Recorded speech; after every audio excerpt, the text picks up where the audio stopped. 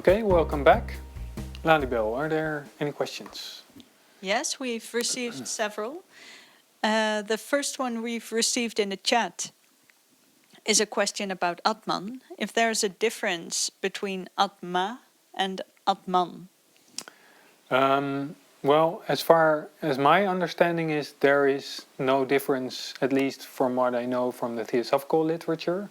So I think it depends on some way of Sanskrit writing. Sometimes you also see karma and karman.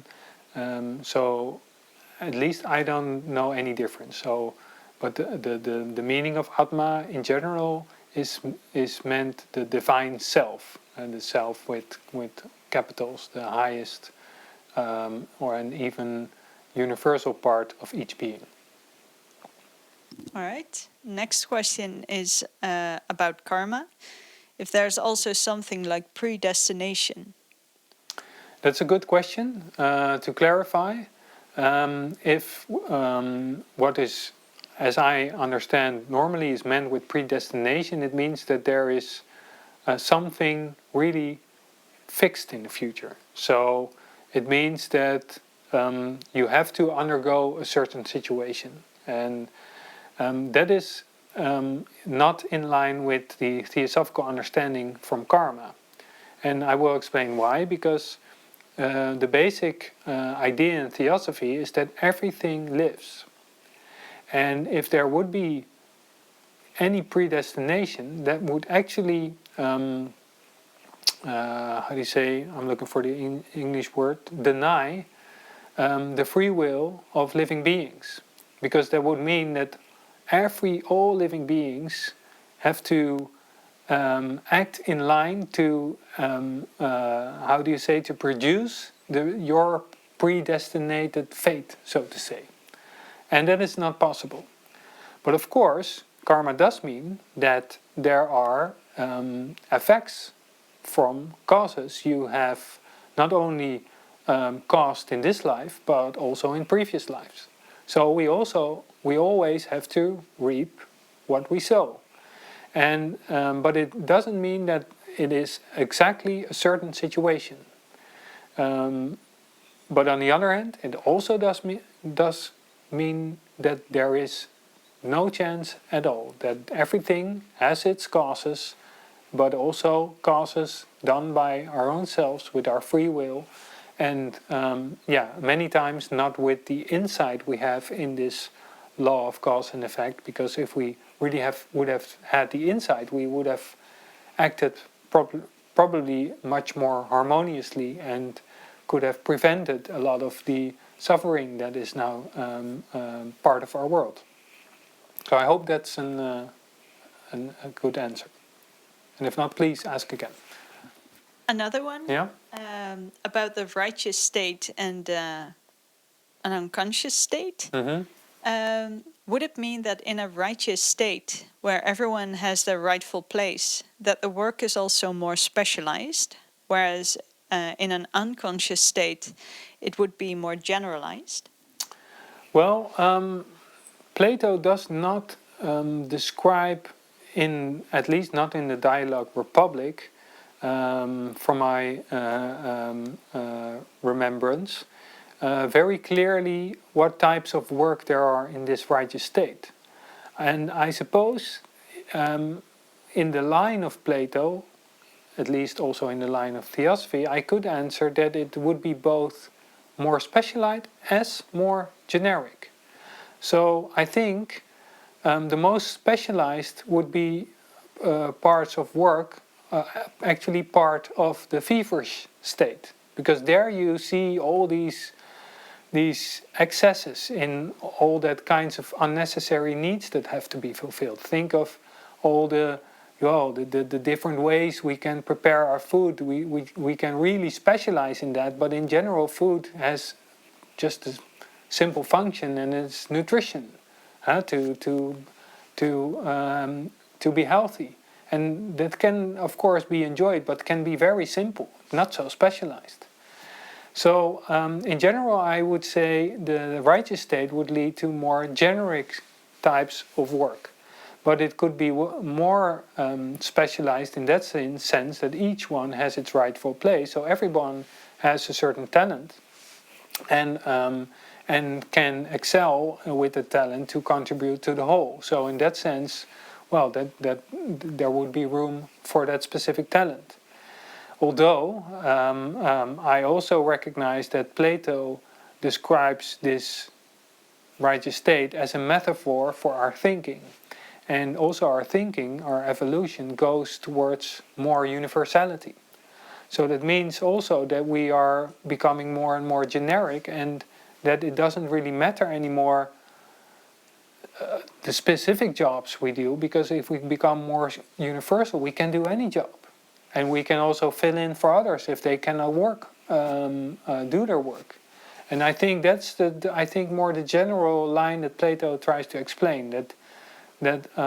So I think compared to our current society, jobs would be much more generic, much more universal, and people can also express themselves far more in a more holistic way, rather than just do 40 years the same tedious job, very specialized. And you see that it's also a natural thing that people don't want that anymore, and want to express themselves more broadly.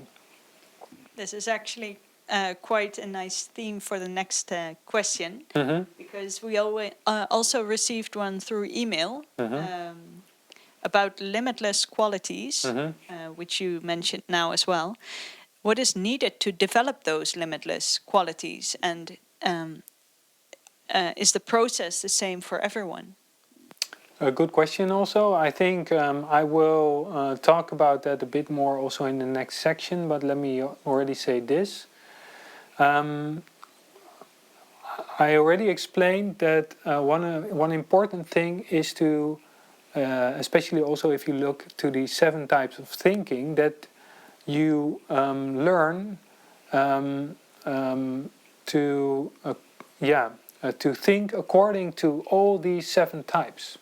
So each has its own place, but you can you can work the most harmonious if you can use the right aspect for the right moment, in the right situation. And to do that, of course, the highest should be more leading, because they are the most universal. Especially the highest is, of course, this sense of unity. So you have this idea of you can oversee the whole, and then you can oversee that at what specific situation, what specific aspect of thinking is asked for. So that's something important, to have this idea of the whole, and actually that is also the main theosophical teaching, that everything is one, alive, linked, whole. So I think that is very important to try to recognize this, a very important step. There was a second part to the question. Yeah, if the process is the same for everyone. Yes, right. So in general, you could say that we are all will all have to go that path towards more universality, but there is also, and that's that interesting dual meaning of also this word of Dharma that we discussed. We all also have one unique, you could say, color or sound we can contribute to that whole. So each one of us also has, and also according to Theosophy, of course, talking about free will and motivation, we all have to do it ourselves. We cannot, we have to, there's no one else that is responsible for our development. If we talk about free will, then we have everything in us, and the only one that can really evolve, evolve literally meaning,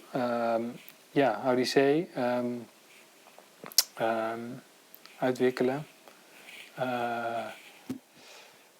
well, it's from going from the inside out. So it really we have to do it ourselves, and each one has an individual path. Individual also means, not divided, our own stream, so to say. So I hope that answers the question. Maybe. Yeah, I was also thinking that if you really want to create something, you actually need all of your aspects as well, because you're thinking out a plan. First, you have this vague idea of what you want to create, and then also you really have to think about how you are going to create it, put effort in it, and to be able to accomplish something, you also really need to want it. Otherwise, it will break off somewhere in the middle anyway. So you can even see it in small projects as well. Yes. I think that everyone can recognize that if we are have a common ideal or a project we work for, that and you really have the idea what it is about, you grasp the essence of the idea, then whatever happens, you just you see where you can contribute. So it's not something, I think we all can recognize this. Yeah. All right. Yeah. A different question about a slightly different topic about refugees. In these times, we see a lot of mixing of cultures. And then I think, for example, of the flow of refugees who find their home in many countries. And this questioner asked the question, have we built previous relationships with them as well? So does this karmic magnet effect apply in this as well? And then there's another question about this. What can we learn from this? But Okay. maybe first about the magnet effect and the relationships. Do we have that? Okay, maybe I'll start with the fundamental question first. If karma is, as we say, a universal law that applies always and everywhere, the answer, of course, is yes. There is a link there. And if you reason from reincarnation, multiple lives, multiple lifetimes, there is hardly anyone we meet in this life we do not have a previous relation with in one or another previous life. So there are always links. And but the detailed thing is always hard to see. I think that's up to ourselves. We can use this law, for instance, if you're not directly convinced about it, learning about Theosophy for the first time, you might use it as a hypothesis. Think about this. Think about, okay, this is not chance. What does it mean if there is cause and effect? Okay, there are these people. What does that mean for us? And of course, it is sometimes not always that far away. You can already see, of course, in this life that there are very good reasons for people to try to come to Europe. For instance, I talked about the difference, the growing inequality. You see that materially there is so much inequality now between the rich countries and the poor countries that it's very logical that people want to go to Europe or other places to have a better how do you say, future. But I think, and the sorry thing is actually that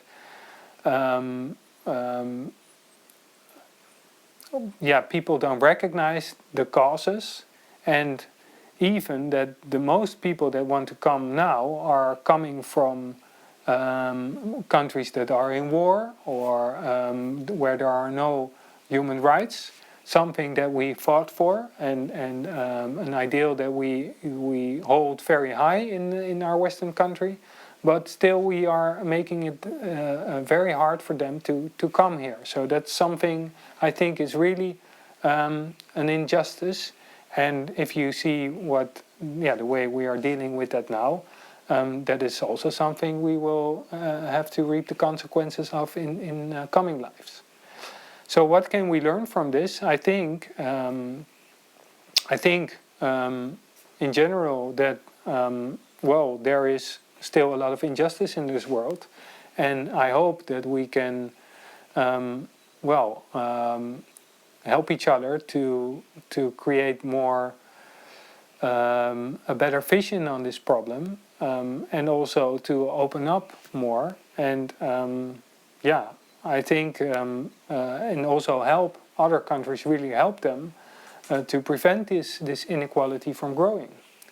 So so that people don't feel the need to flee in the first place. I think that is important, because no one wants to, I think, flee from his birth country in the first place. I think it's only when they are, and sometimes also with very illusory ideas, or you also see that this ideal of life in Western countries is idealized a lot with our material prosperity, but they don't realize that many people here are depressed because that is not what makes people really happy, of course. So there's a lot of more to say about this. So I hope that is 2 cents. We've received one last question. In Buddhism, we talk about right job or right work. Yeah. Does this mean that it should be in accordance with your karma and dharma? I never thought about that in that way, but I think that would be a good explanation. I always thought as that it's part of the Eightfold Path, right livelihood or right work, as something that is, you could say, not harmful and always contributes to others.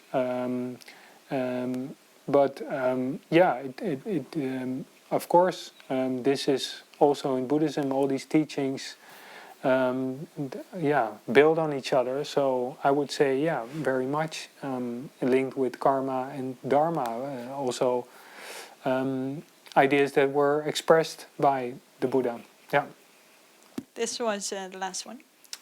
Okay, then we go on, and if there are more questions, of course, we have more time after the second and the third part. So we began this lecture by stating that there is nothing, you could say, high-sounding about working for the liberation of all life, but that it is actually the most natural thing. Now we concluded that work is a reflection of ourselves as a part of our karma, and that outer work follows inner work. And in our society you can say that outer work takes a too high priority instead of the inner work, causing people to miss meaning in life when they lose their jobs, for instance. Or it causes people to choose the so-called bullshit jobs that make them unhappy because they themselves recognize that they hardly contribute anything or only fulfill unnecessary needs. This stems all from a false view of work, and this has everything to do with an illusory view of freedom and of liberation. I'm sorry. The meaning of liberation is, of course, tied to what we understand by freedom. So let us repeat what we said about that in the last lecture. We defined last time that freedom essentially means the ability to express one's free will, or in other words, the degree to which one can develop one's consciousness that is boundless in essence. Now, a book was recently published by a Flemish historian, Annelien de Dijn, with an interesting history of freedom in a book bearing the same title. According to her, freedom in Western society, with the beginnings of democracy in ancient Greece, was meant primarily as freedom to influence the state structure and governance, that is, freedom to be able to contribute to the whole. Again, think of the concept of dharma or duty. Now, after, amongst others, the French Revolution and other revolutions in that time, and the subsequent terror, Liberalism was born from counter-revolutionaries with the idea of freedom as being free from influence by the state. To put it a bit in a bit of an exaggerated way, it meant to be free to do as you please as much as possible, or the freedom to go about your business despite the whole. In particular, it came from a rich and powerful minority who feared losing their position and their possessions if the people gained control of the state. The early liberalists were in fact opponents of democracy. Now, in our modern democracies, this very interpretation of freedom has prevailed, while in essence, therefore, it has anti-democratic origins. I think something to think about. Now, the Dine also explains that historically the meaning of freedom was often explained as the opposite of slavery. Now, the question is whether only outer slavery is meant here. The Dine notes that some thinkers of classical times, such as the Stoics, clearly meant more of an inner slavery. And we will talk more about Stoicism in one of our coming lectures next month, or actually this month already starting. That they talk about inner slavery can be seen, for example, in the writings of the Stoic philosopher Epictetus. In his essay on freedom, he makes it clear to us that we should never be dependent on things outside of ourselves. We should not be slaves to them. And one example he gives is, suppose you are a praetor or a consul, a high-ranking member of the government in Epictetus' Roman era. You're quite a big shot, in other words. But if in that position, however, you are dependent on the whims of Caesar, you are no more a slave, Epictetus says, than a slave who, although doing his duties for a master, does not care at all about his approval or disapproval. He says even you would be more a slave than the slave that doesn't care about the approval or disapproval of the master. A slave who is thus not concerned all the time about whether he is in a good standing with his superior. Now we can recognize these two directions of thinking with the help of thinking aspects in ourselves, and thus see that there are clearly two opposite directions of freedom in our own thinking. And ultimately, this tension between these two types of freedom plays out within ourselves. In the previous lecture, we also showed that there are these two types of freedom. The personal freedom, characterized by that thinking that feels more separated from the whole and says, I am I to itself. It is the idea of freedom in the sense of I want to be able to do what I want as much as possible without being bothered by others. And this freedom is then mainly focused on external things. Being able to go where you want, being able to buy what you want, not being limited in your desires, etc.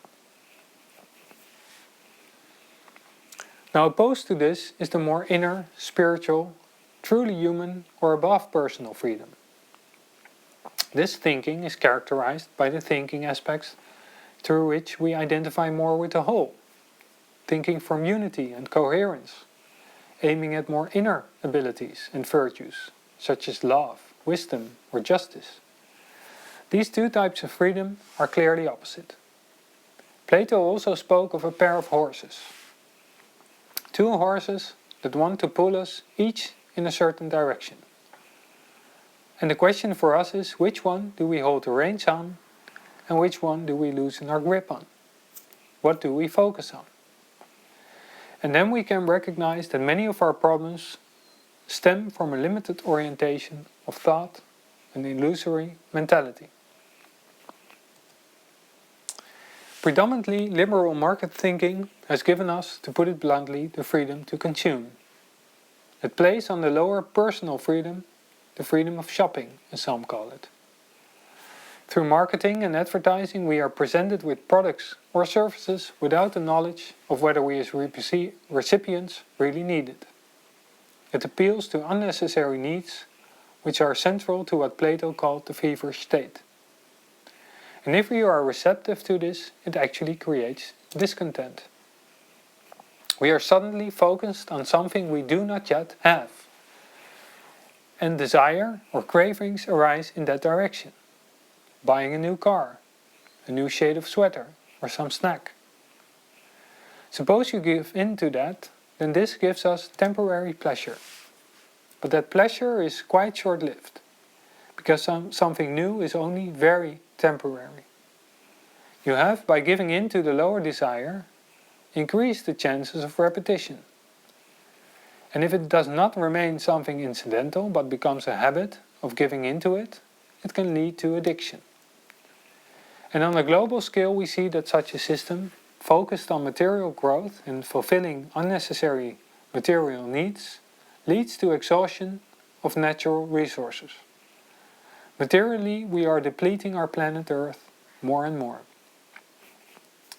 Our economy has long been primarily focused on this.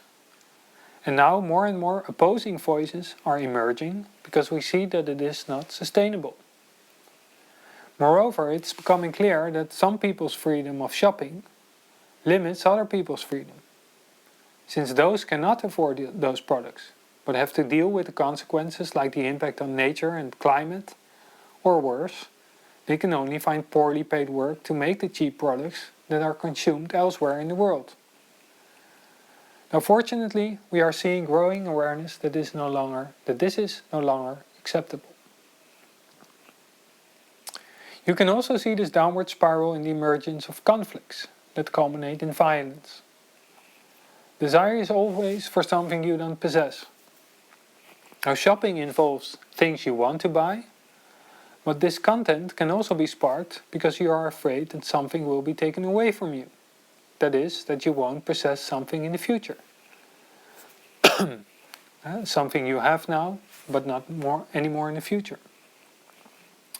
So just as these liberals who were afraid that the people would be out for their possessions. Again, this starts with a personal and limited view of life and the world as something you are separate from. As a result, you are always alert to whether others or circumstances threaten your own interests.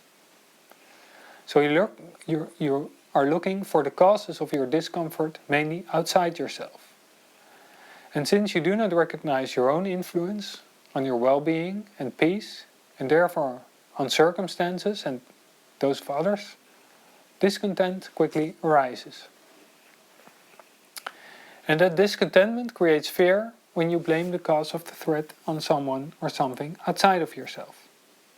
You fear that something will happen to you or that someone would do something to you. And this passive fear can turn into active hatred. If this hatred in a given situation turns into anger, then there is a chance that it will lead to physical violence. For example, look at the storming of the Capitol in the US.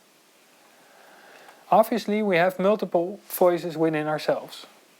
Also inner counselors that we can use. Those that focus on the whole, that which is permanent and lasting, and focuses on inner strength, and that work in a liberating way. Inner counselors like our conscience. Now in the average person, the higher thinking aspects increasingly dominate and protect us from these negative spirals of the drive for personal freedom. Freedom for ourselves alone and the fear of losing it. We recognize and acknowledge more and more that we are connected. Our conscience is playing up more and more, telling us that we can't go on like this with how we treat the world and others. And individually, more and more people are making different choices. Now what exactly is that conscience, and why is the freedom of conscience so important to achieve liberation? Now our conscience usually plays a role in ethical questions. Is it right to do one thing or the other? You might say that it is our ethical basis or foundation. Now where does this voice of conscience come from? And why does one person might have a voice of conscience in certain situations and another person not at all? Now from the principles of Theosophia there is a good answer to this. We define conscience as the life wisdom gained from past lives. And just as at the end of each day we can reflect on the most important lessons of the day, so too do we look back at the end of our lives. But with the difference that our higher aspects, our higher parts, are also active in that retrospection, that which we call the panoramic vision. That needs a little more explanation. In the process of dying, we let go of the outer vehicle. But the learning part, the human soul, also disintegrates. Indeed, it is only those ethical life lessons of impersonal quality that are absorbed into the imperishable part. In the diagram you can see now that is the overlap between the yellow circle and the white circle. And there we also have drawn the dotted line. So our conscience can be characterized by the higher three aspects of thinking. Because we are cyclically manifesting or reincarnating beings, we take in ethical life lessons, life after life, each time. We weave them into our character, and that expresses itself in subsequent lives as our conscience. It is our own accumulated understanding and wisdom as reincarnating beings. So another way to define it, that it is the degree of recognition or even identification with the laws of nature, such as oneness, cyclicity or karma. Because it is these laws that are actually the ethical basis of our existence. As explained, karma is nothing but a continuous interaction an individual being has with the whole, be it immediate or delayed. And if we act in line with oneness, in line with the cyclical movements, then we experience that as good karma. Everything seems to go in a kind of flow. Nature works along with you. You cooperate in a harmonious way. And if we do not act in line with that, out of ignorance or consciously, then we also evoke opposite forces. We experience suffering, but with insight into karma we can also see this as lessons to learn how to act better in line with the laws of nature. So a conclusion from this is also that conscience is different for everybody. And your conscience is not absolute. Some lessons we simply haven't learned yet, not even in past lives. And so further this teaches us that our conscience can be weakened or strengthened. Depending on our focus on it, that voice becomes stronger or weaker. And that orientation has broadly the same division that we can distinguish with the concept of freedom. Now we show it more often and covered it also last series. And this is the cycle of sowing a thought, harvesting an action based on that thought, where the repetition of acts leads to a habit, and the sum of all our habits forms our character. But this is not only true for one life, because based on cause and effect, we reap the consequences of our thoughts, actions, habits, and our character in the next life as well. And so you can complete the cycle by saying that our character now determines our reincarnation and our karma in the next life, adding of course the ethical lessons from this life to our conscience. Because take the person who is somewhat more focused on the pursuit of personal freedom and who tends to ignore his conscience. The personality in us that we all recognize as a little voice that sometimes says, no, I don't want to be restricted, I don't want to take everything and everyone into account, I don't feel like that at all, I just want to do what I feel like doing. Now usually this is an exception and a sign that we just need a rest because we have asked too much of ourselves. But should we give in to or focus on this by default, then we are in fact putting a stop to our cyclical growth or evolution. An evolutionary spiral that leads to ever wider consciousness if we open ourselves to it. The human being who has learned to follow his conscience and to realize that he can thereby free himself from all kinds of useless tendencies and desires, no longer allows himself to be shackled by his own personality. He sees through it. And one of the people who saw through this well is the ex-president of Uruguay, José Mujica. also known as the poorest president in the world, because he gave away 90% of his salary to charity, kept living in his own modest house, and kept driving around in his old Volkswagen Beetle. He likes to quote the Stoic Roman philosopher Seneca, who said, "It is not the man who has too little, but the man who craves more who is poor." And Mujica also says, "I spent over 10 years in a solitary confinement cell. I spent 7 years without opening a book. It left me time to think," he explains. "This is what I discovered. Either you're happy with very little, without overburdening yourself, because you have happiness inside, or you'll get nowhere. We invented a consumer society which is continually seeking growth. We invented a mountain of superfluous needs. You have to keep buying, keep throwing away. But it's actually our lives we are squandering. When I buy something, or when you buy it, we're not paying with money. We're paying with the time from our lives we had to spend to earn that money. The difference is that you can buy life." Now we have shown that the choices we make all begin with a thought, and that the thoughts we think of a certain quality lead to corresponding choices and actions, which become habits. And all those habits form our character. And because life is cyclical, our next incarnation and our karmic circumstances are nothing but a continuation of who we are and the seeds we sowed. But enriched by the ethical lessons we have stored in our conscience. So it is actually this development of conscience which is what human life is all about. It is the inner work we all have to do. This is the nectar we can extract from every life. It is ethical wisdom, the conscious experience of the spiritual laws of nature, and also the gateway to higher realms of consciousness. So as we become more and more aware of this, and begin to direct our thinking and our development with it, then we can eventually also attain liberation. So for now we can conclude that liberation is primarily an inner state, a state of consciousness or of redemption or enlightenment, in which we have risen above the attraction to personal freedoms. The question now is, do we do that for ourselves? Or do we see it merely as a step to better serve the whole with our newly acquired wisdom?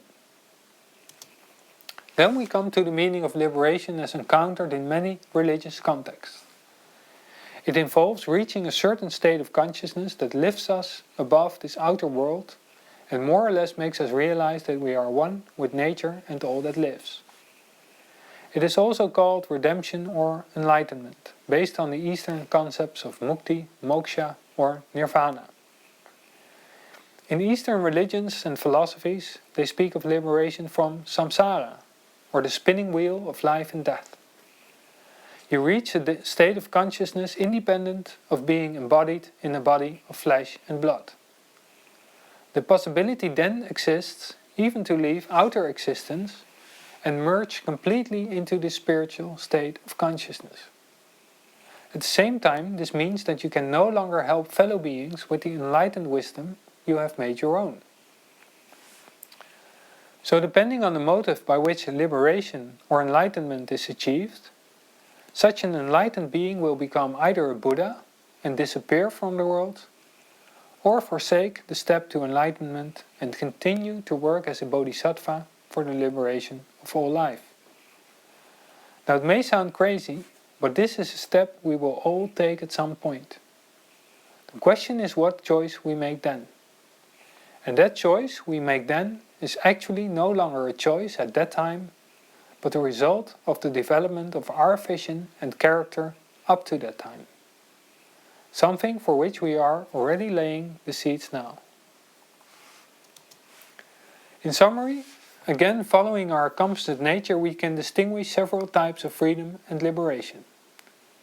From bottom to top, first, the freedom from outer slavery, then the freedom to fulfill one's desires, along with the danger of falling into inner slavery, addiction or exhaustion of oneself or others. And so we see that outer slavery most of the times follows this inner slavery. And then we come to freedom of thought and freedom of conscience. And if we follow this freedom, we can actually free ourselves from inner slavery by controlling our desire through our thinking. Then we see that human freedom equals freedom of thought and conscience and is inversely proportional to personal freedom to desire anything that you crave. So this liberation of the personal self is complete when we attain liberation or enlightenment. And here the choice is made: do we keep that state of consciousness for ourselves, or do we use it to work for the liberation of all life?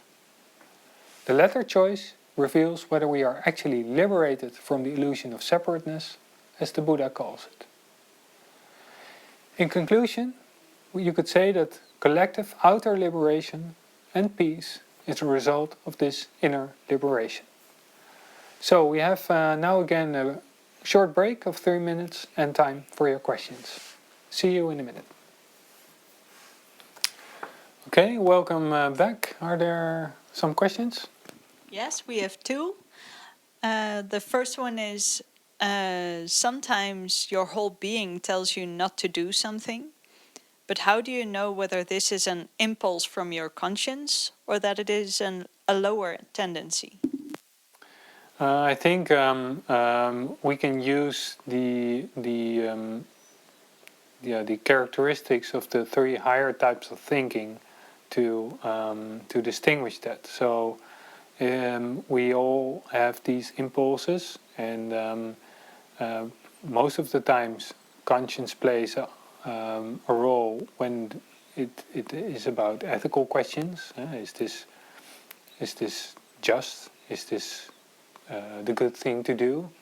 So that already shows it has to do with our ideas about what is good, what is just, what is rightful, and that is better answered, of course, if we have this idea of unity in mind. So the unity of all life, the unity of oneness, or the idea of oneness, and the idea that everything lives. So you can recognize it, for instance, with people who I just read this story in the papers the other day that a cook came into contact with Buddhism, and then he imagined himself to be a lobster, and then he couldn't cook lobsters anymore. He stopped with his job and became a monk. So I think that's something also that helps there. That these ideas, these fundamental basic ideas, it's really hard for us in our current stage of evolution to experience that everything lives. But at least we can experience, if we take that as a hypothesis, we can recognize it, and we do recognize it if we are actively and attentively looking at it in our in the animal life that is surrounding us, in the plant life that is surrounding us, and already then we are making different choices. So I think these universal ideas are very good touchstones for that. Yeah. Yeah, and maybe you can't see everything, so you can't predict the outcome of a decision you'd make. Mm-hmm. But if you try your best to make the best decision you can, maybe that's enough as well. Yeah. And if your conscience really plays up, there is also a good advice from one Theosophical teacher that is, okay, meditate on it. Just be still. And make some room some space to, and then most of the time the answer comes. Yeah. So. Another question about the Declaration of Human Rights. A lot of countries agree on that one, but however, we see little change in realizing what is written there. Yeah. What makes it so difficult to break these habitual patterns and to follow our conscience in this matter? Yes. Yeah. Well, this of course is the effect of choices that are made on a political level, but the political level reflects our average state of consciousness, because that is, at least in democracies, how we have voted. And unfortunately, you also see that it depends also on the convictions and the way that current leaders embody this vision on human rights and the importance of human rights. And yeah, I think you could say that there has been some degeneration, especially since the great wars, after which these human rights have been agreed on by so many countries, which, well, now after a few decades has been already part of, well, a longer history. People have not experienced that suffering directly, and it's also how do you say it? It's a lack of empathy and a lack of what we just talked about, verbeelding. Imagination, to identify with others what they are going through. What can we do about it? I think we can at least vote differently, try to be a different example of that, try to spread these ideas, and also take them to heart, and give them attention wherever we can. So, yeah. That's it for now. Okay.